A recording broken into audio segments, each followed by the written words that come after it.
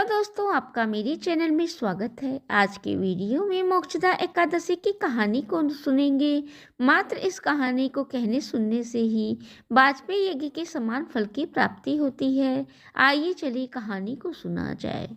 महाराज युधिष्ठिर ने कहा, हे भगवान, आप तीनों लोगों के स्वामी हैं, सबको सुख देने वाले जगत के पति हैं। मैं आपको नमस्कार करता हूँ।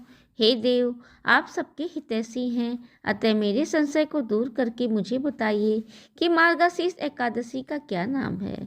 उस दिन कौन से देवता की पूजा किया जाता है और उसकी क्या विधि है, कृपा मुझे बताएं। वक्त वात्सल भगवान श्री कृष्ण कहने लगे कि धर्मराज, तुमने बड़ा ही उत्तम प्रश्न किया है। इसके सुनने से तुम्हारा यह संसार में फैलेगा।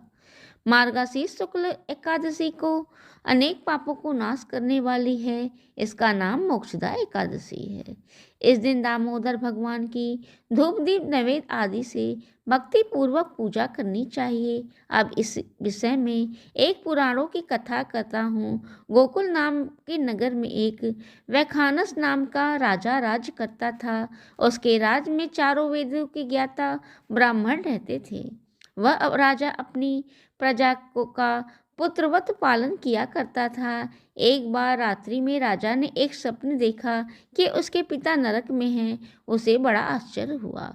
प्रातः वह विद्वान ब्राह्मणों के पास गया और अपना स्वप्न सुनाया और कहा कि मैंने अपने पिता को नरक में कष्ट उठाते देखा है। उन्होंने मुझसे कहा कि हे पुत्र, मैं नरक में पड़ा हूँ, यहाँ से तुम मुझे मुक्त कराओ। जब मैंने ये वचन सुने तब से मैं बहुत बेचैन हूँ। चित्त में बड़ी अशांति हो रही है। मुझे इस राज्य, धन, पुत्र, स्त्री, हाथी, घोड़े आदि सब सुख प्रतीत नहीं होते। मैं क्या करूं? राजा ने कहा, हे ब्राह्मण देवताओं, इस दुख के कारण मेरा सारा शरीर जल रहा है। आप कृपा करके कोई तप, दान, व्रत ऐसा कोई उपाय बताएं जिससे मेरे पिता को मुक्ति मिल जाए। उसके पुत्र का जीवन व्यर्थ है जो अपने माता पिता का उद्धार ना कर सके। एक उत्तम पुत्र जो अपने माता पिता तथा पूर्वजों का उद्धार करता है, वह 1000 मूर्ख पुत्रों से अच्छा है। जैसे एक चंद्रमा सारे जगत में प्रकाश कर देता है, परंतु हजारों तारे नहीं कर सकते हैं। ब्राह्मण ने कहा, हे राजन, यहाँ पास में ही भूत भविष्य वर्तमान के ज्ञाता पर्वत ऋषि का आश्रम है। आप की समस्या का हल वो जरूर करेंगे। ऐसा सुनकर राजा मुनि के आश्रम चला गया। उस आश्रम में अनेक शांत चित्त योगी और मुनि तपस्या कर रहे थे। उसी जगह पर पर्वत मुनि बैठे थे। राजा ने मुनि को साष्टांग दंडवत किया। मुनि ने राजा से कुशल पूछा। राजा ने कहा कि हे महाराज, आपकी कृपा से मेरे राज्य में सब कुछ कुशल है, लेकिन अकस्मात ही मेरे चित्त में अत्यंत अशांति होने लगी। ऐसा सुनकर पर्वत मुनि ने आंखें बंद की और भूत विचारने लगे। राजन, मैंने योग के बल से तुम्हारे पिता के कुकर्मों को जान लिया है। उन्होंने पूर्व जन्म में कामातुर होकर अपनी एक पत्नी को रति दी, किंतु सौत के कहने पर दूसरी पत्नी को ऋतुदान मांगने पर भी नहीं दिया। उसी पाप कर्म के कारण तुम्हारे पिता को नरक में जाना पड़ा। तब राजा ने कहा, इसका कोई उपाय बताइए।